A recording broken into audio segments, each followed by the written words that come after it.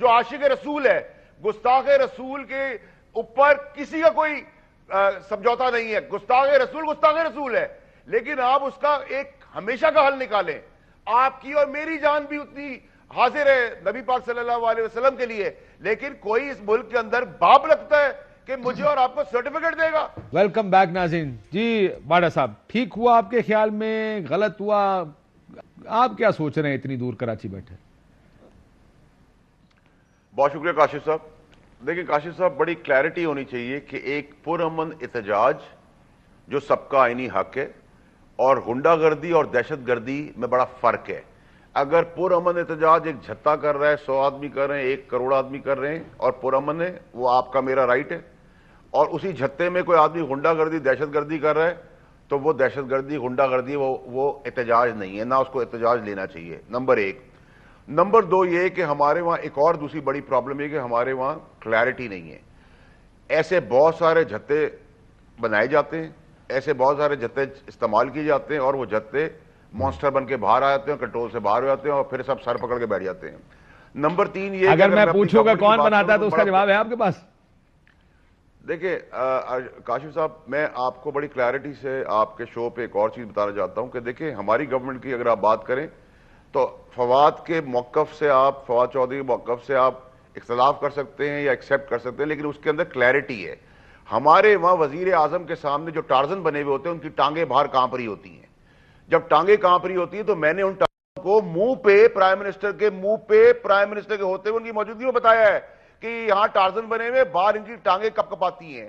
تو جب آپ ہیڈ کو مس انفارم رکھیں، اس میں جھوٹ کا عنصر رکھیں، گھبراہٹ کا عنصر رکھیں اور ڈر کا عنصر رکھیں، تو اوپر بیٹھا ہوا آدمی فیصلہ لینے میں بہت سارے ڈفرینسیشنز کر دیتا ہے. اس کے فیصلے میں تساتل اچھا ایک بات تو کلیئر کر دیں، ایک بات کلیئر کر دیں. پرائم منسٹر صاحب کو پتا تھا کہ کیا معاہدہ ہو رہا ہے؟ اور یہ نہ کہیں بعد میں آپ آگے کہیں کہ جی ان کو پتہ ہی نہیں تھا.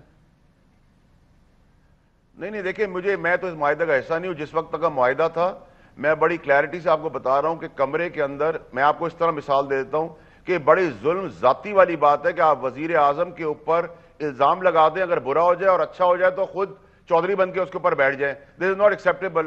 دس is not the politics I have learned at least. Number 1. Number 2 یہ کہ اس وقت کی جو میں نے بات کی تھی اس کے اندر جو فیصلہ ہوا، جو میں نے اپنی وزارت میں کوئی فیصلہ کیا، میں رسپانسبل ہوں اس کا. وزیر اعظم رسپانسبل نہیں ہے. اچھا ہے تو بھی میرا ہے، برا کیا ہے تو بھی میرا ہے. پرابلم ساری یہاں آتی ہے کہ اس کمرے کے اندر آپ نے ایک فیصلہ کیا اپنی ذہانت سے، اپنی کیا فیصلہ کیا؟ پہلے سر ذرا تفصیلاً بتائیں نا، کیونکہ جو فیصلہ ہم نے سنا اس میں پرائم منسٹر صاحب نے 2 باتیں کہیں. انہوں نے کہا کہ جی کلعدم رہے گی، 4 شیڈول سے نہیں نکالا جائے گا اور سعد رضوی کو رہا نہیں کیا جائے گا. یہی فیصلہ ہوا تھا نا انیشلی؟ نہیں، میں تو آپ سے پہلے فیصلے کی بات کر رہا ہوں جس میں موجود تھا. آپ پہلے کو چھوڑ دیں، ابھی کی بات کر لینا. ابھی یہی فیصلے ہوئے تھے سارے. کیوں ارشد صاحب یہ بات ٹھیک ہے؟ وزیر اعظم شور وزیر اعظم کی طرف سے جو بیانات آ رہے ہیں اس کو تو میں ڈس ایگریمنٹ میں نہیں جا سکتا. وزیر اعظم ہاؤس سے اگر کوئی بیان آ رہا ہے، میرا پرابلم سارا یہ ہے کہ میرا سوال آج کے دن یہ ہے کہ جو دونوں طرف جو ہمارے معصوم پولیس والے، لا انفورسنگ ایجنسی والے مارے گئے ہیں، جن کے بچے یتیم ہو گئے ہیں، جن کی بیویاں بیوہ ہو گئی ہیں، جن کی ماؤں کی گودیں اجڑ گئی ہیں، اور دوسری طرف جو معصوم بندے مارے گئے ہیں، ان کا جواب کس کا باپ دے گا اس ملک کے اندر؟ Who will answer that question? جو جی ٹی روڈ آپ نے 11 دن بند رکھی، اربوں روپے کا نقصان کیا، آگ لگا دی لوگوں کی چیزوں کے اوپر، اس کا جواب کون باپ ہے پاکستان میں جو دے گا؟ یہ تماشا ہم کرتے رہیں گے کہ لا انفورسنگ ایجنسیوں کو آگے لگائیں گے، ان کو گولی کھڑوا کے لاشیں پھکوا دیں گے، دوسری طرف معصوم لوگ مر جائیں گے، کوئی گاڑی کے نیچے آگے مر جائے گا، اور ہم اس کے بعد سمجھوتے کی لہر کر لیں گے، چاہے وہ اس سے پہلے طاہر القادری کا ایشو ہو، اس سے پہلے بہت ساری چیزیں ہوں، یا اس سے پہلے بہت ساری چیزیں ہوں. یہ ڈرامے بازی پاکستان میں بند ہونی چاہیے. کیا آپ کا ملک مکہ مدینہ سے زیادہ آگے نکل گیا ہے؟ آپ عمران خان بھی انہی لوگوں کی لائن میں ہے جو عاشق رسول ہے.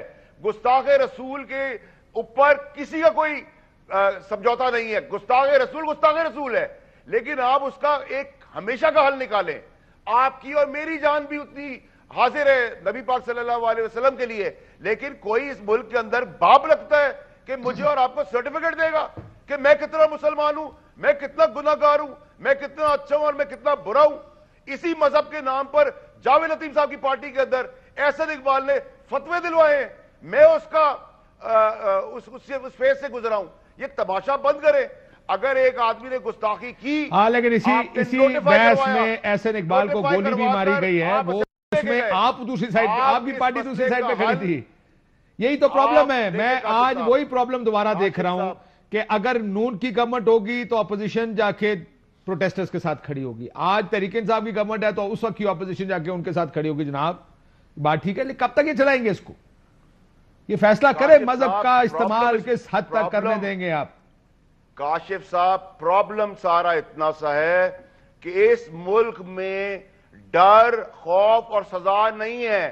نور مقدم کے کیس میں ویڈیوز بھی موجود ہیں, جس نے قتل کیا وہ مان بھی رہا ہے, لیکن اس کو ہم سڑک پر پھانسی دینے سے قاصر ہیں. ابھی تک ہم صرف ڈیٹس پہ ڈیٹ پہ ڈیٹ, ثبوت پہ ثبوت. بھائی ایک آدمی کے پروف ویڈیو میں ہے, وہ خود ایکسپٹ کر رہا ہے کہ میں نے قتل کیا ہے. لیکن ہمارا فرسودہ نظام 65 سال سے چل رہا ہے, جو صرف راشی کو سپورٹ کرتا ہے, قاتل کو سپورٹ کرتا ہے, کرایہ دار کو سپورٹ کرتا ہے, مال کھانے والے کو سپورٹ کرتا ہے, آگ لگانے والے کو سپورٹ کرتا ہے.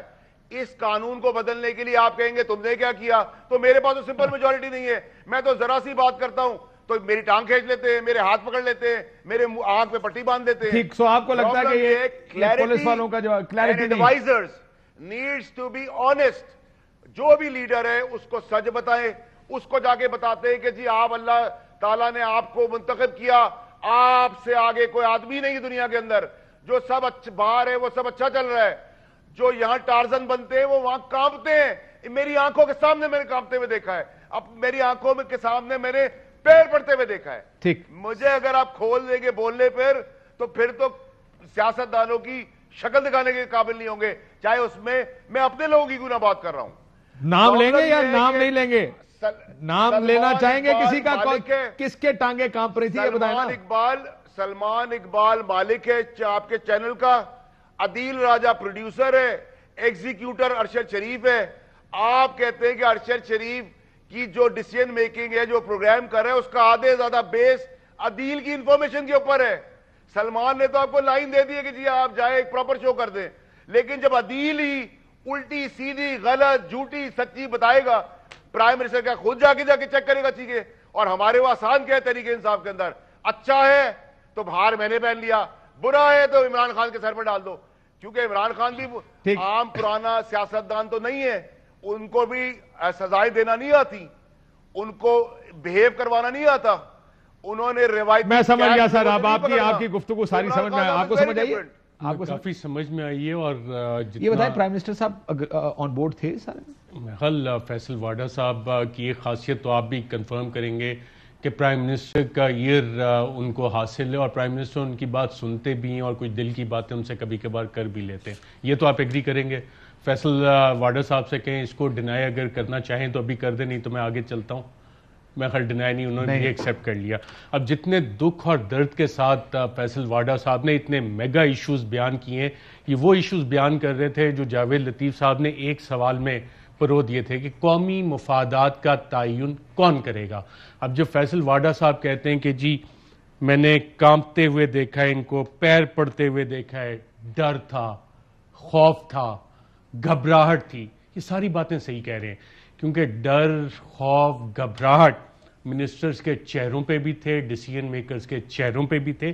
اور اس کی ایک وجہ تھی, وزیر آباد میں آئی بی کے آفیشلز وہ کڈنیپ ہوئے تھے, پولیس آفیشلز وہ کڈنیپ ہوئے تھے. خدشہ یہ تھا کہ آگے چلیں گے اور جس طرح پولیس کے ساتھ انہوں نے کیا, پولیس کے ساتھ 5 سے 7 جوان انہوں نے شہید کیے. رینجرز پہ اگر کوئی گولی چلی یا پتھرا ہوا تو رینجرز کی تو ایک ٹریننگ ہے کہ انہوں نے آگے سے گولی چلانی ہے, اور جب گولی چلے گی تو نام کیا آئے گا؟ رینجرز کی کمانڈ کس کے پاس ہے؟ افواج پاکستان کے آفیسرز ہیں کہ جی فوج نے مظاہرین پہ گولی چلا دی. اور پھر ایک سینیریو جو کہ پینٹ ہوا اور بہت سے ڈیسیژن میکرز بیٹھ کے دیکھ بھی رہے تھے, کہیں یہ وہ والا ایشو تو نہیں ہے کہ Libya, Syria, Iraq, central Asian republic, فوج ورسز دا پیپل, وہ والی کہانی نہ شروع ہو جائے. تو فیصل واڈا صاحب بالکل صحیح کہہ رہے ہیں, گھبراہٹ بھی تھی. ہاں لیکن یہ سیریا بنانے سے پہلے دیکھیں, سیریا بنانے سے پہلے آپ کو یہ بھی دیکھنا ہے کہ آج سے پچھلے 10-11 دن سے جب سے یہ واقعہ چل رہا ہے, ایک پوزیشن لی گورنمنٹ نے یہ نہیں ہوگا، یہ نہیں ہوگا، یہ نہیں ہوگا. مفادات کا تعین کون کرے گا؟ یہ جاوید لطیف صاحب کون کرے گا؟ تو جاوید لطیف صاحب کو یہ پتا ہونا چاہیے بطور معزز پارلیمنٹیرین کہ پارلیمان آپ کے پاس ہے، پارلیمان میں ایشو لے کے آئیں، یہ ایشوز ڈیبیٹ کریں.